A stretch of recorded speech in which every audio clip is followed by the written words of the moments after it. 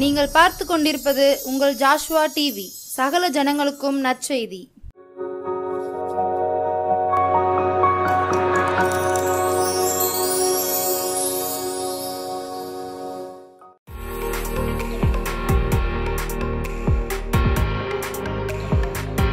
Praise the Lord. இயேசு கிறிஸ்துவின் நாமத்தினாலே ஜாஷ்வா டிவி நேயர் அனைவருக்கும் அன்பின் வணக்கத்தையும் வாழ்த்துதலை நான் தெரிவித்துக் கொள்கிறேன். இந்த நாளில் கூட கதையை கேட்பதற்கு முன்பாக நம்ம தலையில தாழ்த்தி ஆண்டு சமூகத்தில் ஏசப்பா என்னோடு எங்களோடு பேசுங்கன்னு சொல்லி நம்ம ஜெபிப்போம். நேற்றும் இன்று என்று மாறாதவர், ஜீவிக்கிறவர், ஜீவனுள்ள தேவனாக ஆண்டவர் மத்தியில் இருக்கிறார். அந்த வல்லமையுள்ள நாமத்தின் முத்தமாக நம்ம அப்படியே கண்களை மூடி ஏசப்பா நீர் எங்களுக்கு உங்களுடைய வல்லமை அனுப்பி இந்த தெய்வீக பிரசனத்தில் எங்களை நிரப்புங்கன்னு சொல்லி நம்ம கேட்போம். அன்பின் பரலோக பிதாவே, இந்த அருமை நேரத்துக்காக நன்றி செலுத்துகிறோம் ஆண்டவரே. இந்த நாளில் கூட ஆண்டவரே கதையின் மூலமாக என்னோடு எங்களோடு பேச முடியாது ஜெபிக்கிறோம் ஆண்டவரே. இதன் மூலம் நாங்கள் கற்றுக்கொள்ள வேண்டிய கற்றுக்கொண்டு ஆண்டவரே ஏசப்பா உமக்காக நாங்கள் பிரகாசிக்கத்தக்க ஆண்டவரே, உமக்காக எழும்பி ஆண்டவரே ஏசப்பா உமக்காக செயல்படுவதற்குரிய கிருபைகளை ஆண்டவரே எங்களுக்குள்ளாய் கொடுக்க முடியாது ஜெபிக்கிறோம் ஆண்டவரே. ஏசப்பா அந்த ஊழியத்தின் நிமித்தம் ஆண்டவரே ஏசப்பா எந்த சூழ்நிலை கூட ஆண்டவரே அந்த இந்த ஆண்டவரே இந்த கதை கேட்கும் ஊழியத்தின் மூலமாக ஆண்டவரே அநேகர் உள்ளங்கள் தொடப்பட ஏசப்பா நாங்களும் இப்படியாக வாழ்வோம் என்று சொல்லி தாங்களை தீர்மானத்தோடு கடந்து செலுத்தக்க கிருபை தாங்க ராஜா. பரிசுத்த ஆவியானவரே இந்த நேரம் பொறுப்படுத்திக் கொள்ளுங்கப்பா. நீங்கள் பேசுங்கப்பா, நாங்கள் கேட்கிறோம் ஆண்டவரே. உங்களுடைய மெல்லிய சத்தத்துக்கு நாங்கள் கீழ்ப்படுவதற்கு உதவி செய்யுங்கப்பா. ஆசீர்வாதம் வளர்த்து இயேசு மூலம் ஜெபிக்கிறோம் நல்ல பிதாவே, ஆமென்.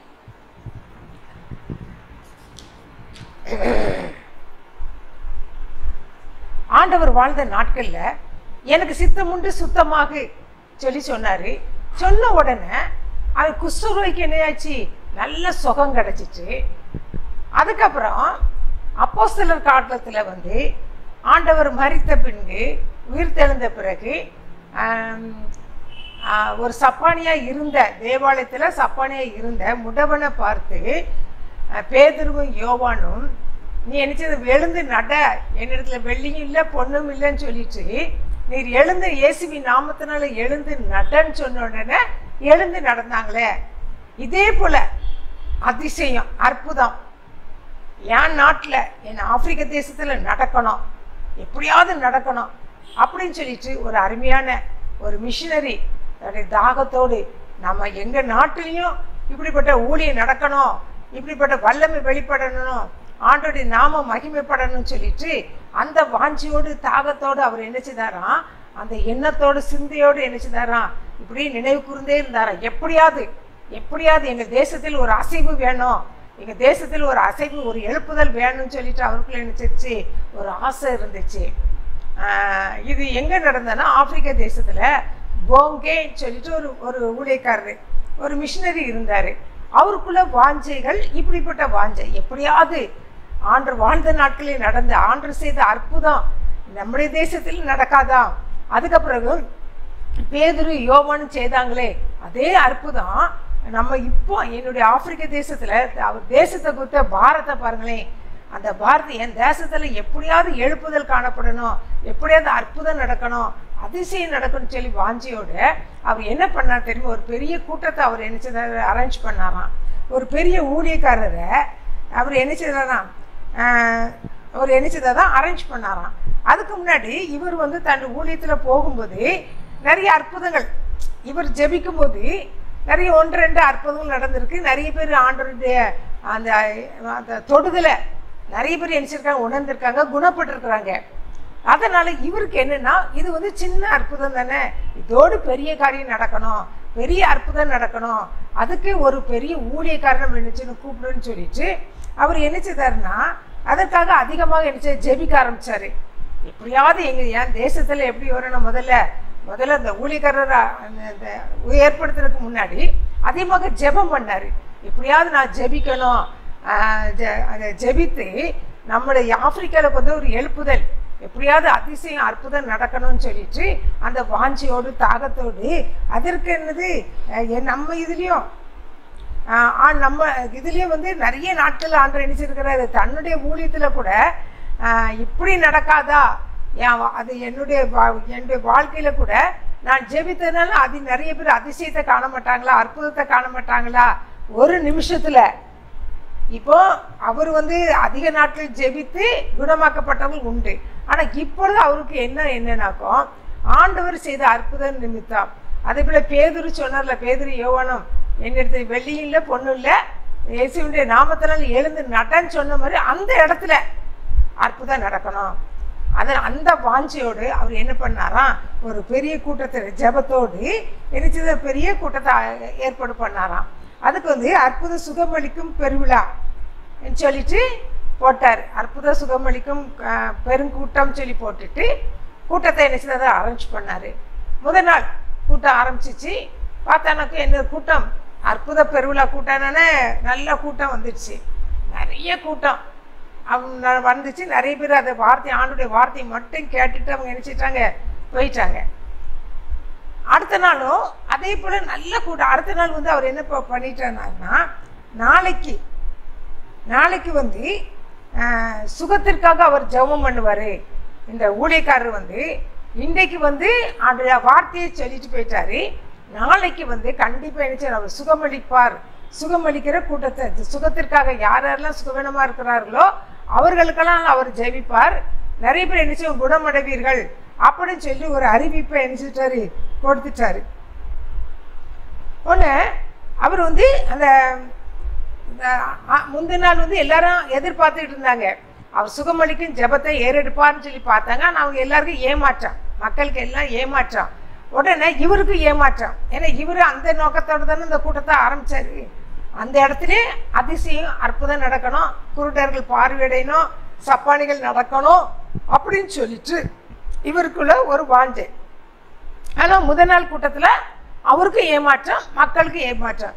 பெரிய அற்புத பெருவிழான் கூட்டம் சொல்லி போட்டிருக்காங்க, எந்தவித அற்புதம் நடக்கலையே அப்படின்னு சொல்லி மக்களும் முறுமுறுத்துட்டு போயிட்டாங்க. இந்த போங்கையும் ஐயோ ஒன்றுமே நடக்கலையே அப்படின்னு சொல்லிட்டு அப்படி இருக்கும்போது அவர் தான் என்ன சொல்கிறாரு, நாளைக்கு என்ன நடக்கும், ஒரு சுகமளிக்கும் ஜெபம் நடக்கும் அப்படின்னு சொல்லி ஒரு அறிவிப்பு கொடுத்துட்டாரு. கொடுத்த பிறகு அடுத்த நாள் பார்த்தாலுக்கு கூட்டம் ரொம்ப நிறைய கூட்டம் வந்துடுச்சு. கூட்டத்தை பார்த்தோன்னே இவருக்கு ரொம்ப சந்தோஷம். ஏப்பா நேற்று தினத்தை விட இன்றைக்கு என்ன வந்திருக்குது, நிறைய கூட்டம் வந்திருக்குது. இன்றைக்கு எப்படியாவது ஆண்டவர் நினைச்சுவாரு, அற்புதம் செய்வார். நிறைய பேர் நினைச்சுவாங்க, நடக்க முடியாதவங்களாம் நடந்துருவாங்க, பேச முடியாதவங்களாம் பேசிடுவாங்க, பார்வையற்றவங்களாம் பார்வையடைவாங்க, என்னென்ன வியாதியோடு வந்திருக்காரோ அவங்களுக்குலாம் நல்ல சுகம் கிடைக்கும். அந்த நம்பிக்கையோடு இவருக்கு ரொம்ப சந்தோஷம். கூட்டத்தை பார்த்தோன்னா இந்த நாளில் நிறைய பேர் நினைச்சு போகிறாங்க, சுகமடைஞ்சு போக போகிறாங்க அப்படின்னு சொல்லி சந்தோஷத்தோடு அவர் என்ன பண்ணாருன்னா, தன்னுடைய ஊழியக்காரர் அங்கே தங்க வச்சுருந்தார். அந்த இடத்துக்கு போனார். வேகமாக போய் அவர் சந்தோஷத்தோடு அவரை அழைத்து கொண்டு வரணும்னு சொல்லிட்டு போகிறாரு. அழைத்து கொண்டு வரணும்னு சொல்லிட்டு அங்கே அவர் வீட்டுக்கு போகிற காரில் போய் நிற்கிறாரு. போய் மேலே போய், சார் வாங்க ஊழியக்காரரே, நீங்கள் வாங்க, கூட்டம் எல்லாம் நிரம்பிட்டு, நீங்கள் நினைச்சிங்க ஊழியத்தை நடத்துங்க அப்படின்னு சொல்லி சொன்ன உடனே அவர் சொன்ன பதில் என்ன தெரியுமா, நான் வருவேன்னு சொல்லி அவர் என்ன செய்யல சொல்லலை. ஆண்டவர் என்னை எங்கே போக சொல்கிறாரு, ஏன் வீட்டுக்கு போக சொல்கிறாரு, என்னை கூட்டத்தை நடத்த சொல்லல, என்னை எங்கே போக சொல்லியிருக்கிறாரு, ஏன் வீட்டுக்கு போக சொல்லி இருக்கிறாரு, அதனால நான் என் வீட்டுக்கு போகிறேன் அப்படின்னு இவருக்கு பயங்கர ஏமாற்றம். இவருக்கு என்ன வந்துச்சு, ஏமாற்றம் ஒரு பக்கம். அவருக்கு அவன் கெஞ்சிறான், இல்லை நீங்கள் இன்றைக்கி நிறைய பேருக்கு சுகமளிக்கும் கூட்டம் சொல்லி சொல்லியாச்சு, நேற்று அறிவிப்பு கொடுத்தாச்சு, நீங்கள் இன்றைக்கி வரலன்னா கூட்டத்தை எப்படி நடத்த, நிறைய பேர் எப்படி சுகமாகுவார்கள், நீங்கள் கண்டிப்பாக வந்து தான் ஆகணும் அப்படின்னு சொல்லி அவரோடு போராடி பார்க்குறாரு. அவர் சொல்லிட்டாரு, கரெக்டாக சொல்லிட்டாரு, எனக்கு ஆண்டவர் சொன்ன கட்டளைப்படி தான் நான் நடப்பேன். எனக்கு ஆண்டவர் என்ன சொல்லிட்டாரு, என் வீட்டுக்கு போக சொல்லிட்டாரு. ஆனால் தயவு செய்து நீங்கள் என்ன செய்யுங்க, என்னை ஃபோர்ஸ் பண்ணாதீங்க, நான் ஆண்டவர் கட்டளை தான் கீழ்ப்படுவேன் அப்படின்னு சொல்லிட்டு அவர் என்ன செய்கிறாராம், தான் வீட்டுக்கு நேராக போயிட்டாரு. போனோம், நான் வீட்டுக்கு போகிறேன்னு சொல்லிட்டு சொன்ன உடனே இவர் மறுபடியும் தன்னுடைய காரில் ஏறி உட்காந்துக்கிட்டு அவர் என்ன செய்கிறாரு, என்ன ரொம்ப வேதனையோடு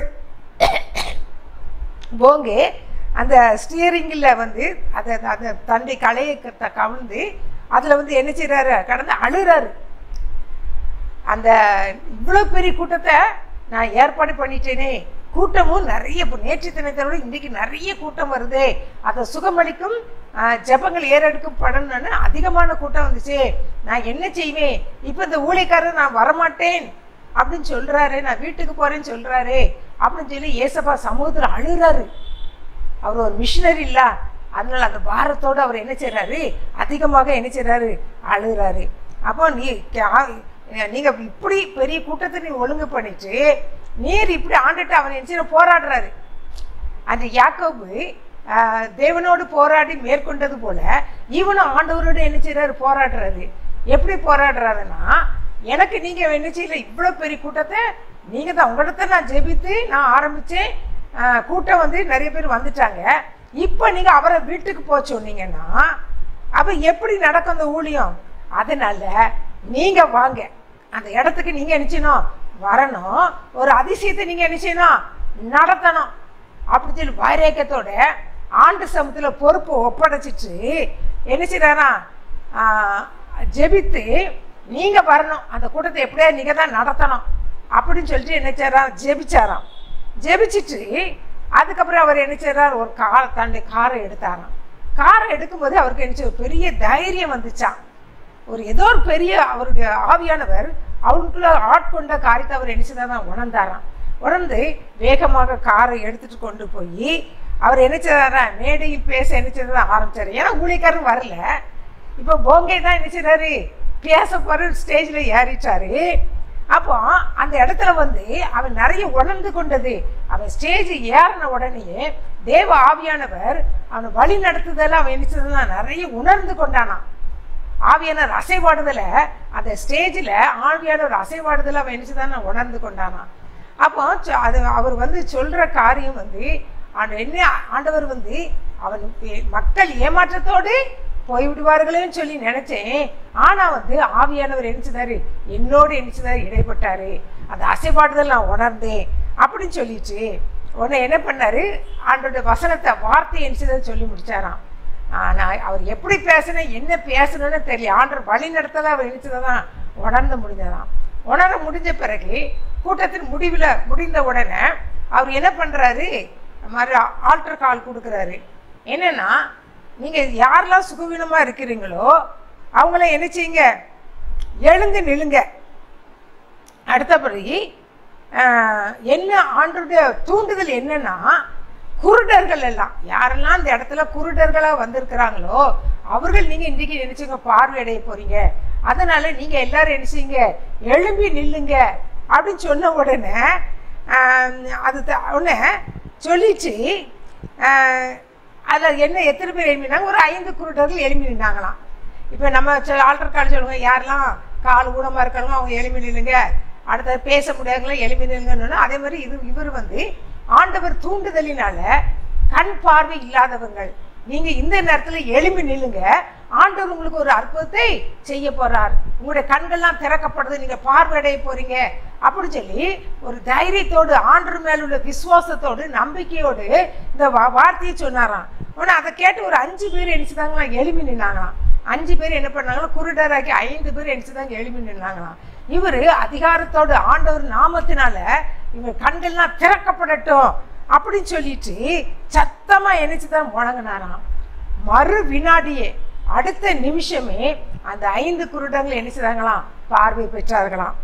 அந்த 5 குருடர்களும் ஒன்று வந்து சொன்னாங்களா, நாங்கள் பார்க்குறோம், நன்றாக பார்க்குறோம் அப்படின்னு சொல்லி என்ன செய்யுது, அந்த கூட்டத்தில் உள்ள அந்த கூட்டத்தில் அவங்க 5 பேரும் எழுப்பி நின்று அந்த 5 பேரும் என்ன சொன்னாங்க, நான் பார்க்கிறோம், எங்களுக்கு கண்கெல்லாம் நல்ல தெளிவாக தெரியுது, அவர் அதிசயம் நடந்திருக்குது அப்படின்னு சொல்லி என்ன செய்றாங்களா, கத்துறாங்களாம். அதை பார்த்துட்டு கூட்டத்தில் உள்ளவங்களும் பக்கத்தில் இருக்கவங்களும் பார்ப்பாங்களா, பார்த்தோன்னா எல்லாருக்கும் ஆச்சரியம்.